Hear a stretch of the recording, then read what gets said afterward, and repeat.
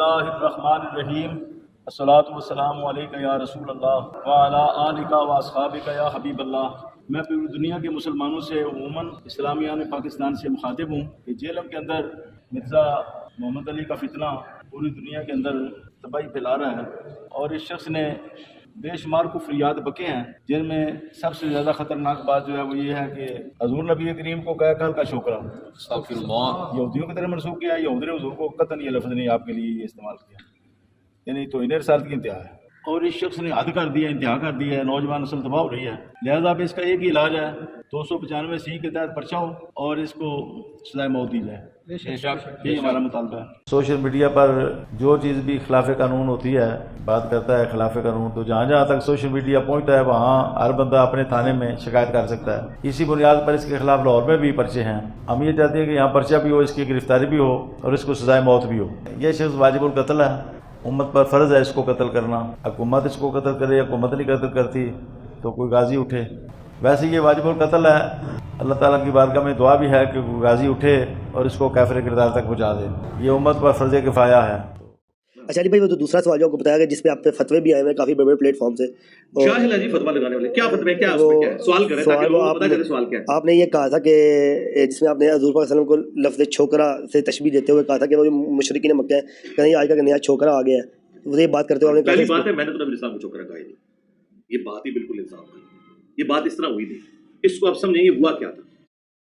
میں نے کہا تھا کہ کافر یہ کہتے تھے کہ کل کا چھوکرا آگے ہمیں سمجھائے گا، تو یہ بتائیں کہ میں نے کہا یہ کافروں کی سٹیٹمنٹ نوٹ کی، کافروں کی، لہذا یہ کفر تو نہ رہا کیونکہ نقل کفر نہ باشد۔ اس کے بعد اگلا سوال صرف ایک ہو سکتا ہے، وہ یہ ہے کہ یہ لکھا کہاں ہوا ہے؟ رکو ذرا صبر کرو، یہ تو ہم بعد میں بتائیں گے، پہلے تو معافی مانگو نا کہ تم نے اس کے اوپر گستاخی کا الزام لگایا۔ گستاخی نہیں بنتی کیونکہ ہم کہہ رہے ہیں کافر کہتے تھے، تو سر قرآن کھولیں، قرآن میں آیا کہ کافر کہتے تھے یہ مجنون ہے، یہ پاگل ہے، یہ دیوانہ ہے، اسے پریشان خواب آتے ہیں، اس نے ایک اجمی غلام رکھا ہوا ہے جو اسے قرآن پڑھاتا ہے، سب سے بڑھ کر حضور کی بیوی کے اوپر تہمت لگا دی۔ کافروں نے یہ ساری تکلیفیں حضور کو دی۔ جب ہم کافروں کے ریفرنس سے ان تکلیفوں کو اور ان نٹوریس ناموں کو ریپیٹ کرتے ہیں تو کیا ہم حضور کو کہہ رہے ہوتے ہیں یا کافر کہہ رہے ہوتے ہیں؟ کافر۔ انہی ساری خباستوں میں سے ایک خباست اگر یہ ہے تو آپ یہ تو پوچھ سکتے ہیں کہ لکھا کہاں ہوا ہے کہ وہ یہ والی گالی بھی دیتے تھے۔ گستاخی نہ کہیں، گستاخی تب ہوگی جب ہم خود کہہ رہے ہوں گے، یعنی اگر میں نبی علیہ السلام کو خود مجنون کہوں پھر گستاخی، اگر میں کو کافر کہتے تھے پھر کو گستاخی۔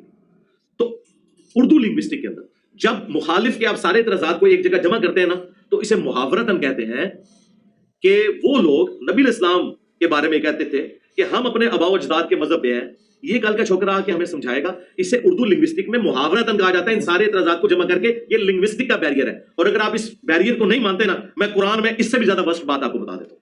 چھوکرے کا لفظ تو پھر بھی قرآن میں موجود ہے، حضرت ابراہیم علیہ السلام کے بارے میں کہ جب وہ بت انہوں نے توڑ کے تو بڑے بت کے کندھے پہ رکھ دیا نا، تو انہوں نے کہا ہم نے ایک چھوکرے کو سنا ہے جو جس کا نام ابراہیم ہے، جو ہمارے بتوں کا ذکر برائی سے کرتا تھا۔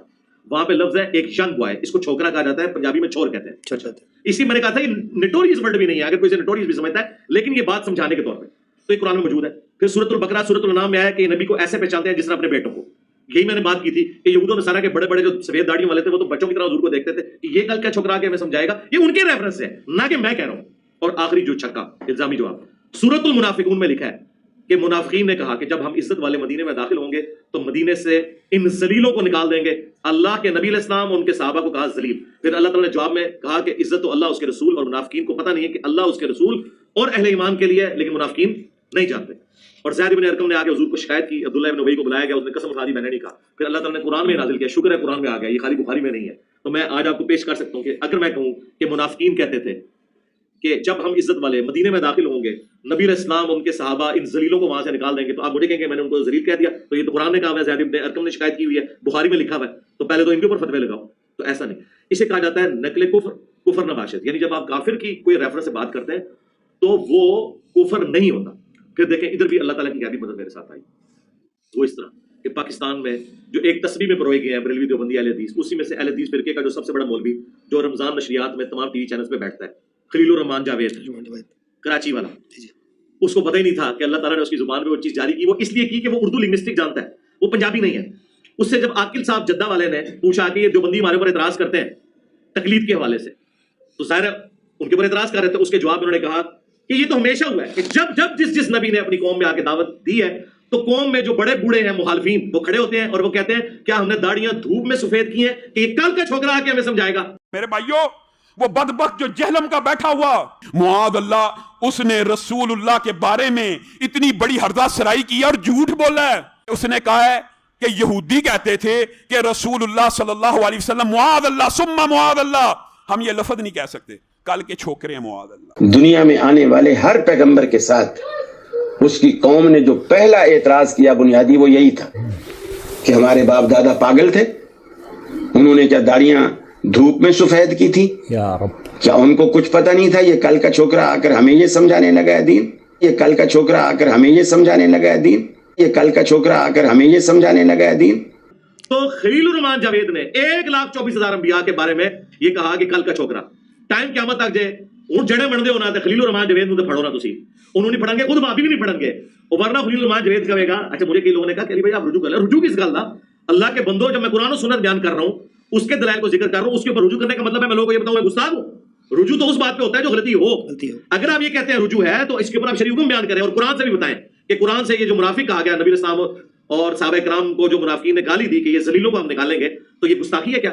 نقل کفر کفر نہ باشد، تو یہ جاہل ہے جان بوجھ کے انہوں نے یہ جو جملہ کہا نا کہ اسی لیے میں بتاؤں ایف آئی آر بھی میرے پہ کاٹی تھی انہوں نے، پہلی پیشی میں فارغ ہوگی، کیوں؟ اس میں واضح لکھا ہوا تھا بھائی جج کے بعد بھی جج کو کہے گا یار وہ تو کافروں کے حوالے سے کہہ رہا ہے۔ جج کو یہ بات اس لیے سمجھ میں آئے گی کہ جج نے تو اسے اپنے دلائل میں دیکھنا ہے، اس نے یہ تو نہیں کہ میں انجینئر کو بدنام کرنا ہے، اس نے تو اپنے دلائل میں دیکھنا ہے۔ تو یہ بات اس طرح ہے نہیں ہے، ورنہ سب سے پہلے تو ایف آئی آر کٹوا 1,24,000 منو ایف آئی آر چاہیے نے، ایک ایف آئی آر نہیں انہیں سارے نبیوں کو کیا ہے ہاں لے آؤ۔ آج جناب 1.5 سال گزر گیا کوئی رجوع نہیں، اور اے دیکھو وہابی آگے کہہ رہے ہیں ٹھیک ہے کہ جی معاذ اللہ، انہوں یہ نہیں پتا کہ معاذ اللہ لفظ ہوتا ہے یا معاذ اللہ ہوتا ہے، معاذ اللہ ثم معاذ اللہ۔ وہ معاذ اللہ علی سرکار جڑی وہ بار بار آگے کر رہے تھے، سرکار اپنے کار کی خبر لو۔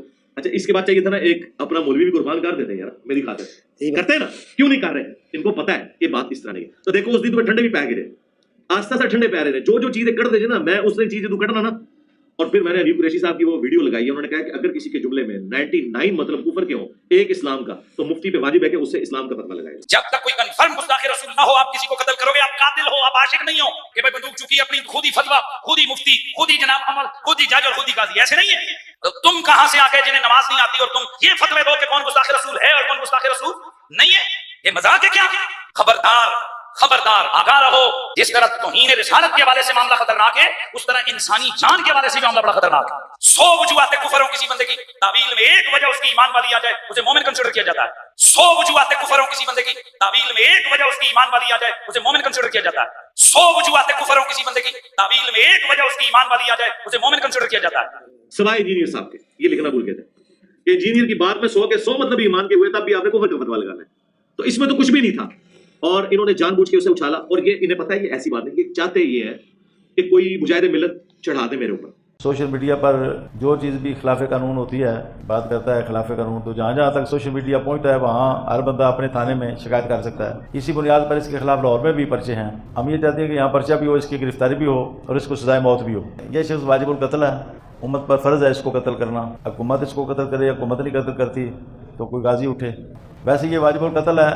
اللہ تعالیٰ کی بارگاہ میں دعا بھی ہے کہ کوئی غازی اٹھے اور اس کو کافر کردار تک پہنچا دے، یہ امت پر فرض کفایہ ہے۔ اور میں آپ کے plate form T L P کے اس پلیٹ فارم سے ٹی ایل پی کے پبلک کو بتاؤں گا، تینوں مرڈر اٹیمپٹ کرنے والے متاثرین ٹی ایل پی تھے، ٹی ایل پی کے رکن نہیں تھے جنہوں نے میرے اوپر 3 دفعہ مرڈر اٹیمپٹ کی، تینوں معافیا مانگے گئے۔ اب یہ تیسرا جو ہے اس کی تو ابھی تک وہ جیل کے اندر ہے، بلکہ ادھر ہی سارا عشق رسول اس کا نکل گیا تھا۔ اور جن مولویوں نے اسے لانچ کر کے لکھا تھا نا غازی مدثر شہید، وہ آج اس کی ضمانت کے لیے 10 لاکھ کے مچلکے بھی نہیں بھر رہے۔ یار میں آپ سے ریکویسٹ کرتا ہوں کوئی عاشق رسول اس کے 10 لاکھ کے مچلکے بھر کے اسے جیل سے تو نکلوائے۔ اس کی ماں ہم سے رابطہ کر رہی ہے کہ جی مولوی ہمیں چھوڑ گیا آپ معاف کرتے ہیں۔ میں نے کہا یار میں کیسے معاف کروں، ایک دفعہ تو آپ نکلوائیں، اس کے بعد ٹھیک ہے وہ ہمیں ایک اسٹیٹمنٹ دے رہے کہ مجھ سے غلطی ہوئی ہے تو معاف کر دیں گے، مجھے تو کوئی اعتراض نہیں، لیکن آپ نکلوانے کے لیے میں معافی نہیں دے سکتا۔ وہ مجاہدین جنہوں نے مولوی جنہوں نے اس کو لانچ کیا، جس مدرسے والے نے اس کو لکھ کے دیا، ٹھیک ہے، وہ سارے 10 لاکھ اکٹھا کر کے دیں نا، ان کے لیے کیا ہے، وہ تو ایک دفعہ اپیل کریں گے، ان کو تو ویسے ہی چندے اکٹھے کرنے کی عادت ہے، تو نکلواؤ اس کو۔ یہ میں ریکویسٹ دل سے کر رہا ہوں، مجھے اس بچے پہ ترس آ رہا ہے، 17-18 سال کا بچہ ہے، اس کی آپ لوگوں نے زندگی برباد کر دی ہے، تو آپ نکلوائیں اس کے پیچھے جو رجسٹر پہ لکھ کے غازی شہید اس کو دے رہے تھے، کتنے گئے وہ سارے منتا مار کے اٹھتے جائے تھے، معافیاں مانگ کے اٹھتے جائے، ان کو دھوکہ دیا گیا۔ اس سے پہلے جو آیا اس نے کہا جی انجینئر صاحب نے قرآن اپنا لکھ لیا ہے، دادا کرو اعلیٰ حضرت ترجمہ رکھا جائے، میں دیکھ لوں وہ تھانوی کا رکھا ہے، میں لکھے قرآن، جو آتا ہے جھوٹ بولتا ہے۔ تو اور وہ اس کے پیچھے یہ مولوی ہوتے ہیں جو انہیں اکساتے ہیں، ان کا مقصد مجھ سے علمی اختلاف نہیں ہوتا، یہ کہتے ہیں بندہ چڑھائیں گے, بندہ کوئی چڑھے نہ چڑھے تہاڈی منجی میں ٹھوک دیتی جائے. ہوں تک میں جو کچھ کر دیتا جائے نا, اتنا کچھ میں ریکارڈ کیتا ہے کہ تہاڈے بابیاں دی ملا کے کتاباں دے بھی انہیں صفحے نہیں جتنے گھنٹے میں بولے ہوں. اللہ دے فضل نال منڈی تہاڈی ٹھک گئی, جو مرضی کر لو. ہوں فی الحال جڑا اپنے فرقے دی حفاظت کرو, سیدھی جی گل جے, منو مارنے تہاڈوں کچھ بھی نہیں لبنا. ہاں ایسے نہیں رکھنا.